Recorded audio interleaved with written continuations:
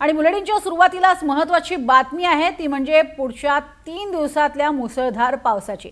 मराठवाड्यामध्ये काही जिल्ह्यांना ऑरेंज अलर्ट देण्यात आलेला आहे। संभाजीनगर, बीड, जालना, हिंगोलीमध्ये पावसाचा अंदाज वर्तवलाय। तर नांदेड, परभणी, लातूरला सुद्धा ऑरेंज अलर्ट देण्यात आलाय। मुंबई, रायगडमध्ये सुद्धा मुसळधार पावसाचा अंदाज वर्तवण्यात आलाय। त्यामुळे महाराष्ट्रातल्या काही भागामध्ये पुढचे 3 दिवस हे महत्त्वाचे असणार आहेत। मुसळधार पावसाचा अंदाज वर्तवण्यात आलेला आहे। काही ठिकाणी ऑरेंज अलर्ट देण्यात आलेला आहे। त्यामुळे जालना, हिंगोलीमध्ये तसंच संभाजीनगर, बीड या मराठवाड्यातल्या भागामध्ये सुद्धा आता धुवाधार पावसाचा अंदाज आहे। काही जिल्ह्यांना मराठवाड्यातला ऑरेंज अलर्ट देण्यात आलाय।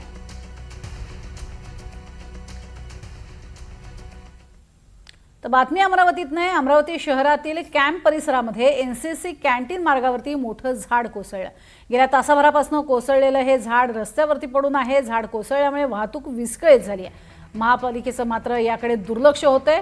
अजूनही झाड हटवण्याचं काम हे हाती घेण्यात आलेलं नाहीये।